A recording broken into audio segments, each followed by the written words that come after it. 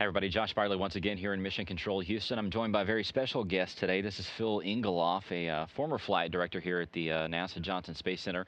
With all the celebration this week of John Glenn's 50th anniversary of orbiting the Earth, he also flew a certain space shuttle mission, STS-95, and Phil was actually the lead flight director for that mission. So, Phil, talk a little bit about, it's been a number of years since that flight, but what do you remember about it and Senator Glenn? It was really kind of interesting to be associated with that mission because I kind of grew up, Right. in that Yeah. era when John Glenn's flight sort of steered a lot of us kids into our interest in the space program. And for me personally, it was really a big deal to have the honor of being a flight director on a mission with this national icon of human spaceflight. At the same time, there was this huge contrast because it was a really very intense mission from a science standpoint, Yeah. and it was really challenging to get everything scheduled. So we had this sort of sweet and sour contrast of all of this media attention and hype about this national hero flying against this backdrop of a lot of really hard work to get done in a Yeah. short period of time. Yeah, there was certain things that actually had to be done during the flight, even with everything going on. That's It right. was it was an intense mission. That was back in 1998, right? That's right. So talk about some of the training. Whenever you were assigned as the lead flight director for the mission, was Senator Glenn already assigned to it, or did that happen afterward? Like, what was the timing of it?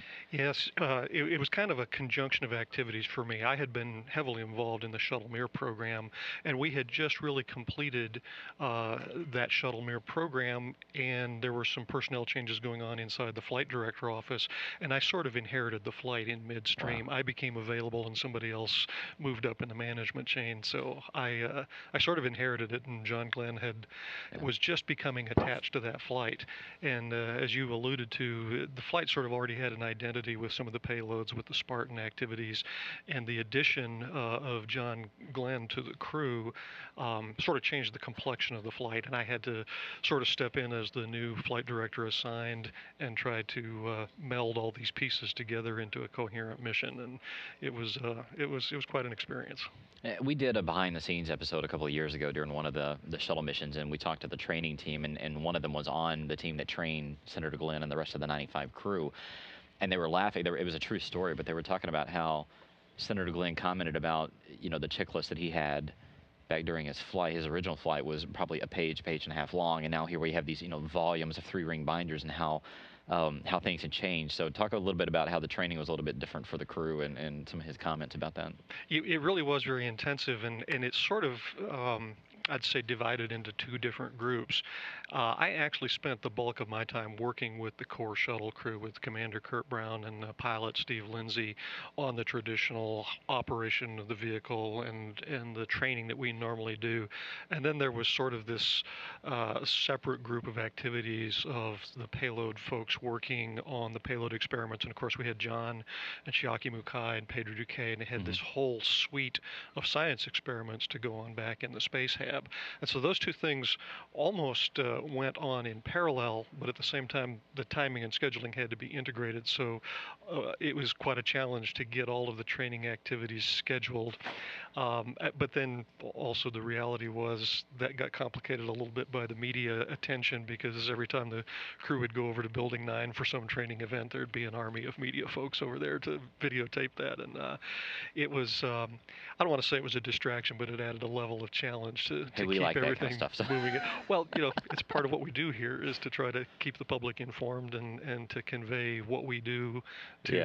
to the stakeholders. So I don't want to downplay the importance of doing that, but it did increase the level of difficulty. Well, it's we see that with the high-profile flights, especially the last few that we had. Ironically, Steve Lindsay flew that very same shuttle again on its final mission. So, Discovery was a pretty important shuttle for him. But talk about Senator Glenn. There's a lot of reflection back on his flight. The fact that it's been 50 years. Whenever you look back at the STS-95 mission, what's the one memory you walk away from? Is it the attention to the flight? Is it working with Senator Glenn? The attention of the flight was a big thing, obviously, and people remember that as the John Glenn flight, and they don't really, they kind of remember there was some science that went on there, but Yeah. that gets lost.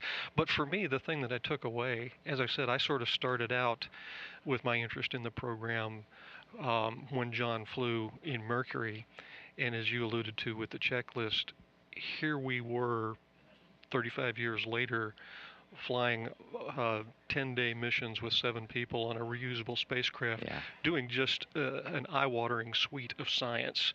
And to me, that was very symbolic of the progress that we had managed to make in human spaceflight since John Glenn flew the first time. And I saw that in some way, John Glenn's first and his second flight is sort of putting bookends on an era of advancement. That's sort of the way I remember the flight.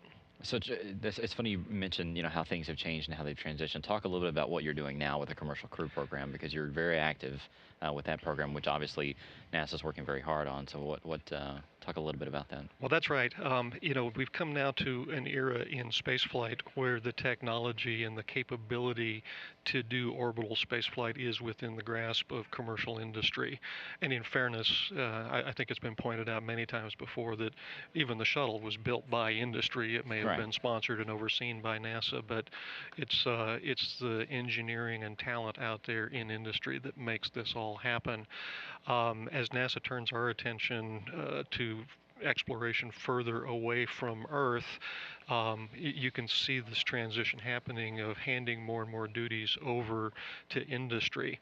And those are the kinds of things that are really going to enable the long-term, deeper exploration of space.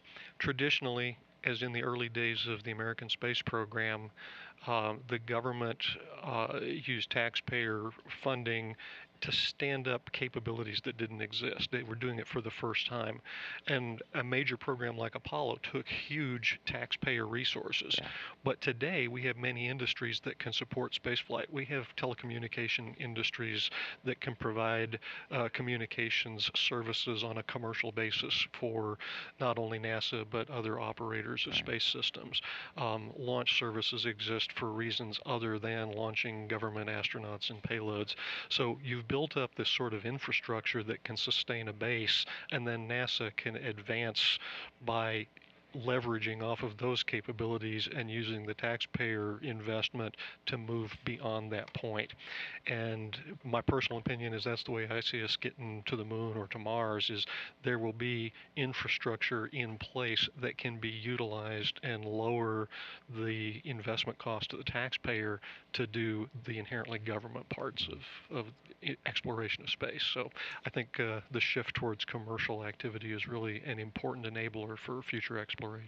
Well, it's amazing the way things have changed in 50 years. It doesn't seem like it's that long, but things have radically changed over the last few decades. Again, when you look back at John Glenn's Mercury capsule lifting off on an Atlas on a pretty Spartan pad at the time Cape Canaveral, Yeah.